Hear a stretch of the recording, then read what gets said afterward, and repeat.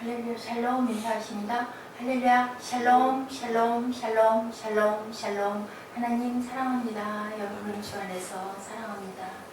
네, 솔로몬의 마음이 여호와를 떠나다라는 제목입니다. 열왕기상 11장 1절에서 8절의 말씀이고요. 내용이 너무 정확하게 나와 있어요. 여러 신들의 이름들이 나옵니다. 아스타롯 그리고 몰록 이런 그 이방의 신들을 솔로몬이 쫓아서 나이가 많이 들자 그 처첩들이 그렇게 그 신들을 위하여 제사하고 또 그 신들을 위하여 신당을 만들어주고 신당에서는 맏아들을 제물로 바치는 그런 아주 무서운 일들이 일어나서 백성들이 많이 울고 자기 나라로 돌아갔더라라는 내용들이 쭉 11장 전반에 나와 있습니다. 사람들의 기억 속에서 다윗의 죄가 솔로몬의 죄보다 더 크게 우리에게는 부각이 되어 있죠. 밧세바를 범한 사건이 다윗하면 크게 부각이 되어 있는데 솔로몬 하면 지혜로운 왕이죠. 그렇게 기억이 되어 있는 이유는 뭘까 저는 생각해 봤습니다. 아마도 다윗은 항상 죄를 지었을 때마다 선지자들이 나무라고 야단을 치면 엄청나게 회개하고 울고 그리고 두려워하고 마음을 떠는 그러한 그 삶을 살았는데 솔로몬은 아주 거침없죠. 하나님이 귀한 은혜를 엄청 많이 주셨는데도 굉장히 번창하게 했죠. 은같이 여겨지지가 않을 만큼 금이 너무너무 많아서 그 은 같은 건 아무것도 아니다라고 여길 만큼 그렇게 축복을 많이 하나님이 해주셨는데 분명히 말씀하셨는데 네가 내 율례와 계명을 떠나지 않으면 내 대에서 왕이 전혀 끊어지지 않게 할 것이 그렇지 않으면 이 솔로몬 왕궁도 그리고 성전도 다 엎어버리겠다고 말씀을 하셨는데도 두려움 없이 계속 죄를 짓는 그러한 그 내용 아주 마음이 정말 안타까운 그런 마음이 드는 그러한 그 장들입니다. 9장, 10장, 11장 계속 그런데요. 이제는 몰록 이제는 그 사양길로 접어들죠. 솔로몬처럼 대책 없이 죄를 짓지는 않았는데 다윗은 아들 솔로몬은 어찌 그랬을까요? 너무 지혜가 있다 보니까 하나님의 어떤 그런 그 원대하신 그런 뜻과 사랑을 깊이 느끼지 못했던 것 같습니다. 그에게 있어서 죄는 참으로 뼈가 아팠었습니다. 다윗은 아버지와 아들의 다름을 저는 한번 깊이 생각해 봤습니다. 주님께로부터 멀어지게 될까 아주 안타까워했죠. 시편 51편 1절에서 19절에 보니 엄청나게 죄를 회개하는 내용이 나와 있습니다. 하나님의 주의 인자를 쫓아 나를 긍휼히 여기사 주의 많은 자비를 쫓아 내 죄가를 도말하소서. 다윗은 늘 이렇게 자기의 죄에 대해서 고백을 하고 회개를 하죠. 우슬초노라를 정결케 해달라고 내가 정해질 것이라 그러죠. 주의 얼굴을 내 뒤에서 돌이키시고 내 모든 죄악을 도말해달라고 나를 주 앞에서 쫓아내지 마시고 우리 찬양 열심히 하죠. 네. 주의 성신을 내게서 거두지 말라고 주의 구원의 즐거움을 내게 회복시켜주고 자원하는 심령을 주서 나를 붙들라고 이렇게 아주 엄청나게 울면서 기도하죠. 주의 은택으로 시온의 선을 행하시고 예루살렘 성을 쌓아달라고 그때 주께서 의로운 제사와 번제와 온전한 번제를 기뻐하시리니 저희가 숙소로 주의 단에 드리리다 라고 이렇게 다윗은 열심히 기도했습니다. 그리고 찬양했습니다. 하지만 솔로몬에게는 우리는 죄에 대한 자책이나 뼈아픈 후회 같은 것은 별로 우리가 찾아볼 수가 없습니다. 그것이 우리를 더욱 안타깝게 하죠. 다윗과 솔로몬의 삶을 한번 비교해 봅니다. 다윗은 베들레헴의 조그마한 마을에서 양치는 목동으로 그렇게 아들로 태어났습니다. 하지만 솔로몬은 왕의 아들로 태어났죠. 그리고 가난한 목동의 8번째 아들로 태어났는데 솔로몬은 어때요? 귀한 왕실에서 귀하게 태어나서 호의호식하고 잘 자랐습니다. 차유입니다. 다윗은 자신의 젊은 시절을 산중과 안열에 유리하며 말할 수 없는 그러한 참담한 삶을 살았는데 솔로몬은 어땠어요? 네, 젊은 시절 궁궐에서 아름다운 여인들, 그죠? 궁녀들 속에서 아주 정말 걱정 근심 없이 그렇게 자랐습니다. 다윗은 솔로몬을 위해서 유언을 할 때도 뭐라고 그랬어요? 네가 대장부가 되라. 너 좀 유약하지 않았었나? 그 여인들의 치마폭에 쌓여서 너무 착하게만 그리고 선하게만 너무 어린애처럼 자라지 않았나 생각을 합니다. 솔로몬은 궁궐에서 많은 여자들 사이에서 자랐기 때문에 그래서 혹시 그러한 처첩을 많이 두게 되지는 않았을까 하는 생각도 들어요. 그리고 또한 너무 큰 일들을 너무 많이 하고 너무 그 건축을 많이 하고 그러다 보니까 또 거기에서 오는 그 허와 그죠? 거기서 오는 요즘 말로 얘기하면 스트레스들이 많이 쌓이다 보니까 그런 쪽으로 조금 스며든 게 그냥 그렇게 빠져들지 않았을까. 다윗의 죄보다는 솔로몬의 죄는 크게 다뤄져야 하는데도 불구하고 왜냐하면 다윗은 하나님 중심에 있었죠. 작은 조그만한 실수만 해도 무슨 일만 있어도 꼭 하나님께 물었는데 글쎄요 솔로몬은 너무 지혜롭다 보니까 지혜를 주셔서 하나님이 주셨죠. 그 지혜를. 그러다 보니까 하나님의 그런 통치나 하나님이 주시는 그 마음이나 말씀에 조금 멀어지지 않았을까. 그래서 우리가 넘치는 것은 모자란만 못하다라는 그런 생각을 합니다. 솔로몬의 죽음과 함께 결국 이스라엘은 남북왕국으로 갈라지죠. 솔로몬을 보면서 우리는 하나님께서 많이 받은 자에게 많이 찾으신다는 것을 절감하게 됩니다. 그리고 너무 많은 것을 받으면 결국은 우리 인생들은 마음 안에 타고난 그런 그 죄성들이 있다 보니까 나도 모르게 어쩔 수 없이 굉장히 교만해지는 그러한 결과가 오지 않을까. 배가 고프지 않은 사람은 배고픔의 그런 그 아픔을 모르는 것처럼 솔로몬이 그러지 않았을까 하는 생각을 해봅니다.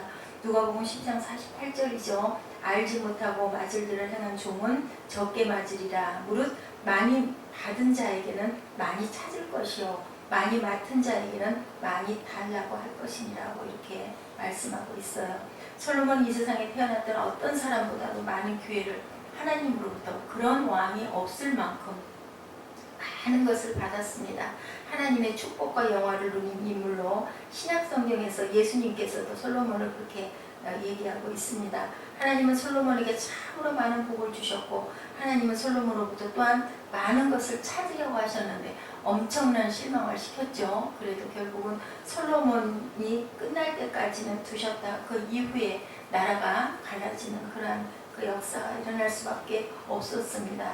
솔로몬의 통치 초기의 모습에서는 정말 열심히 아버지 다윗의 그 유업을 이어받아서 열심히 궁 지을 때까지도 그렇게 성 지을 때까지도 그렇게 열심히 했는데 그 이후 20년이 문제였던 것 같아요.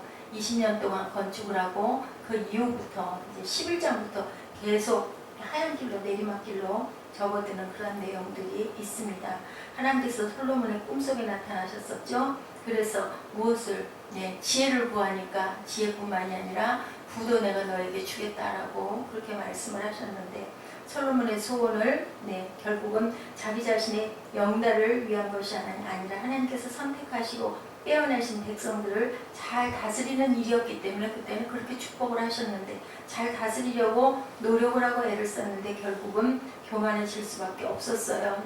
스바 왕이 달려왔었죠. 자기 외교 정책 위해서도 또한 그 소문을 확인하기 위해서도 달려왔었어요. 이 시바의 여왕이 솔로몬을 찾는데 두 가지의 그 목적이 있더라고요. 이스라엘의 그 선박들이 활발하게 무역 활동을 함으로 명성이 있었는데 그런 말미암아 자기 나라의 그 외교에 문제가 있다 보니까 그것을 서로 조정하기 위해서 찾아왔더라고요. 솔로몬과 그 무역 관계의 마찰을 해결하기 위한 방문이었고 또한 정말로 그렇게 지혜로운 사람인가 그 소문난 것처럼 와봤더니 어땠어요? 그보다 훨씬 더 지혜로웠었죠. 이런 사람이 없을 것이다 라고 칭찬을 했습니다. 그래서 마태복음 12장 42절에 보니 신방 때 남방 여왕이 일어나 2세대 사람을 정죄하리니 이는 그가 솔로몬의 지혜로운 말을 들으려고 땅 끝에서 왔음이오니와 주님 말씀하시죠. 솔로몬보다 더 큰 이가 여기 있느니라. 마태가 얘기합니다. 그리스도가 솔로몬보다 더 크니 당연한 거죠. 솔로몬의 통치 초기는 보기 좋게 시작이 되었는데 결과는 하지 말라는 짓을 너무 많이 했어요.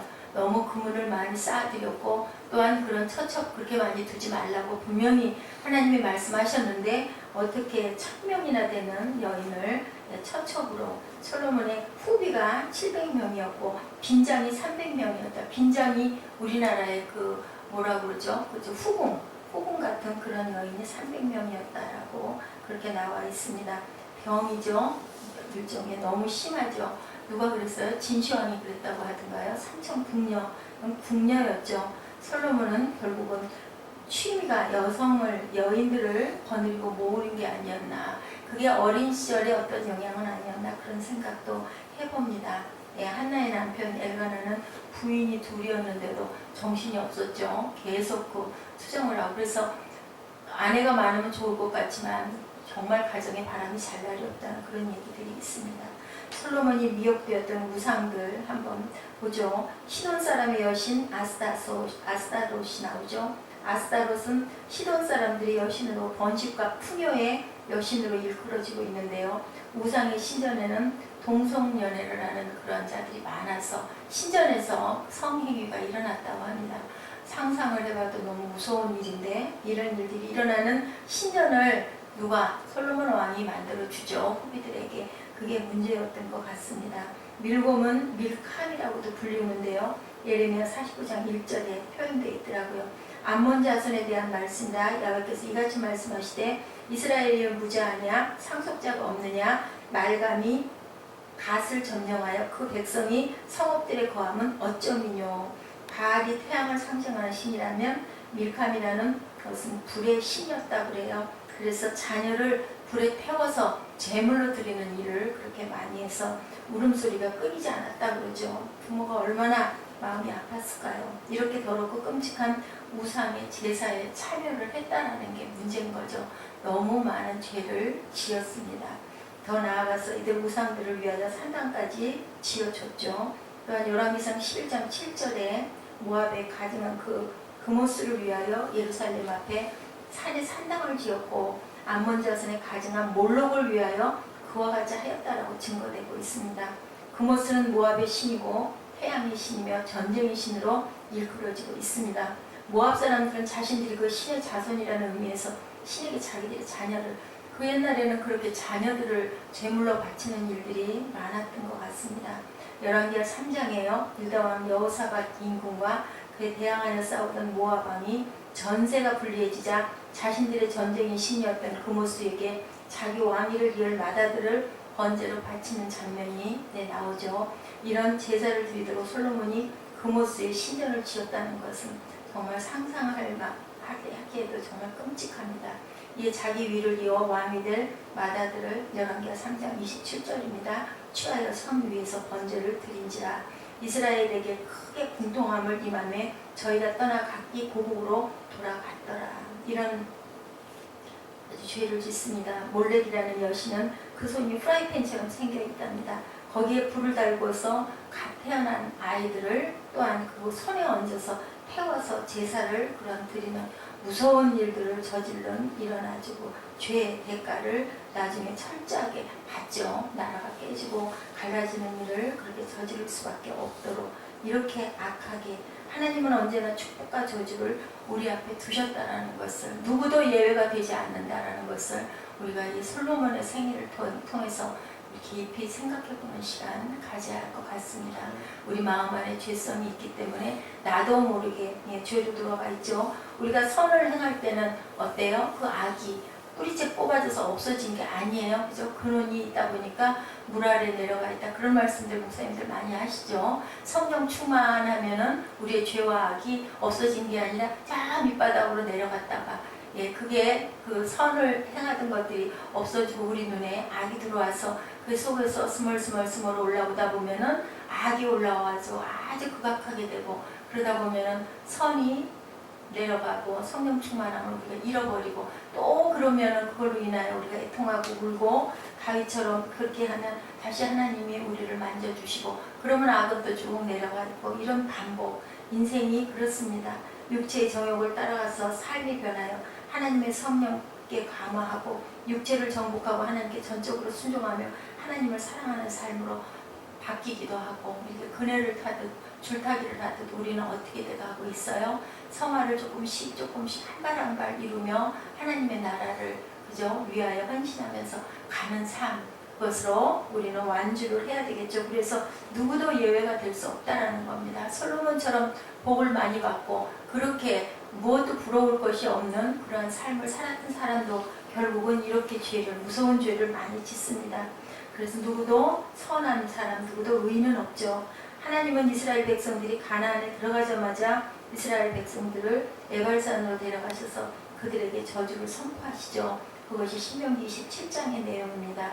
그리고 다음에 신명기 28장의 내용을 그림심산에 가서 선포하게 하셨죠. 거기에 보면 아름다운 축복들이 엄청나게 많습니다. 근데 우리는 기억하는 게 축복만 기억을 하고 저주받을 것에 대한 것은 생각을 안 해요. 저부터도 축복하는 구절이 너무 좋은데 저주받는 구절을 우리 그 성도님들에게 얘기해 주려고 그러면 그 왠지 마음에 부담이 갑니다. 축복은 좋은데 저주는 누구나 싫죠. 어떻습니까? 성읍에서도 복을 받고 들에서도 복을 받고 내 몸의 소생과 내 토지의 소산과 내 짐승의 새끼와 우양의 새끼가 복을 받을 것이며 광주리와 떡반죽 그릇이 복을 받을 것이며 내가 들어와도 나가도 복을 받을 것이다 라고 했는데 이것만 기억합니다. 15절에서 19절에는 내가 만일 내 하나님 야훼의 말씀을 순종하지 아니하면 내가 오늘날 내게 명하는 그 모든 명령과 규례를 지게 행하지 아니하면 모든 저주가 내게 미칠 것이다 라고 말씀합니다. 성읍에서도 저주를 받고 들에서도 저주를 받고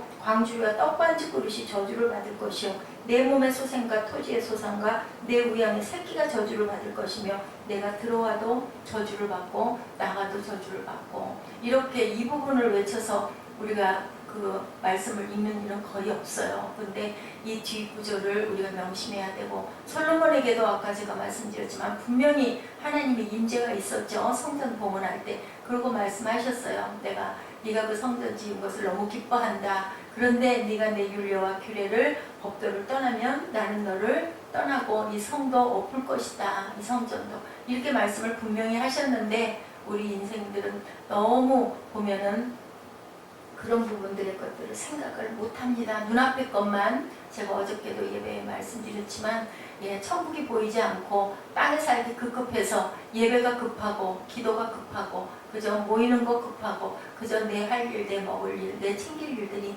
급급하다 보니까 하나님께 우리가 깊이 묵상하고 나아가지를 못하는 그런 우리 어리석은 일을 저지르고 있는데 넘치면 되지 않는다라는 것을 제가 말씀을 드렸습니다. 어떤 사람들은 생각하죠. 이건 구약의 율법이지 신의 은혜의 때니까 그런 거 별 상관이 없다고. 한번 구원받으면 끝이라고. 그럴까요 여러분들? 아니죠. 절대로 그렇지 않습니다. 하나님 말씀은 살아계신 1.1획도 변함이 없고요. 우리가 회개를 한다 할지라도 우리가 잘못한 것에 대한 벌은 분명히 따라온다는 것을 잊지 말아야 됩니다. 구약의 율법과 신약의 은혜의 차이는 율법은 여러분들에게 하나님을 사랑하라고 말씀하시고 은혜는 하나님을 사랑하지 않아도 좋다라고 하시는 것이 아니고요. 하나님께서 먼저 그 큰 사랑을 누구로 그리스도를 통하여서 우리에게 보여주십죠. 우리들 마음속에 사랑을 심어주셔서 우리를 변화받게 만드시고 깨닫게 만드시고 그리고 그 발자취를 따라가라고 주님을 닮아가라고 주님이 말씀하시죠. 너희 십자가를 지고 내 뒤를 따르라고 그래요. 십자가 버리고 오라고 말씀하지 않으십니다. 하나님을 어떻게 마음을 다하고 뜻을 다하고 성품을 다해서 하나님을 사랑할 수 있도록 변화를 주시겠다라는 거죠. 우리가 절대로 착각하면 안 됩니다. 구약 때 율법이 있었고 구약에 그것이지 신약에는 상관이 없다가 아니죠. 진리 안에서 우리가 자유해야 되지 방종에서는 절대로 우리가 건짐을 밟을 수 없다라는 것을 은혜는 죄 지은 영혼을 위해서 예수 그리스도께서 대신 죽어 주셨다라는 겁니다. 그 은혜를 입은 우리들은 어떻게 해야 될까요? 이웃을 사랑하고 가장 하나님을 사랑하고 하나님의 율례와 법도를 따르고 우리 그렇게 되면 하지 말라고 우리가 하게 되죠. 우리 보호받으려면 법에서 보호받으려면 법을 잘 지켜야 되고 교통규칙을 잘 지켜야 우리가 사고에서 위험에서 보호를 받을 수가 있습니다. 우리의 항상 내가 주장할 것만 주장하고 나머지는 지키지 않으면 절대로 보호받을 수 없다라는 거. 우리가 하나님을 사랑하게 되는 그 마음을 갖게 해달라고 이 아침에도 우리 기도하십시다. 솔로몬의 실패가 성전 공사의 대성공이 있었고 그난 직후에 따라왔다는 것을 명심하고요. 우리의 성공 후에는 엄청난 실패가 따라올 수 있다는 거 우리가 절대로 방심해서는 안 된다는 거 항상 그럴수록 잘 될수록 잘 하나님께서 응답해 주실수록 우리는 더 겸허해지고 낮아져야 된다는 것을 생각해야 됩니다. 아름다운 성전을 짓던 그 손으로 더러운 우상의 신전을 지었으니 어찌 되었겠습니까? 하나님을 사랑하는 마음을 상실하면 이렇게 된다는 것은 솔로몬의 이 11장을 통해서 우리가 정확하게 짚고 그리고 마음으로 그냥 듣고 넘어가는 것이 아니라 정말 다시 한번 돌이키고 결심하고 회개할 것들은 무엇이 있는지를 깊이 기도하시는 이 아침 되시기를 주님의 이름으로 축복합니다. 기도하시겠습니다. 솔로몬이 여호와의 눈앞에서 악을 행하여 라고 말씀하고 계십니다.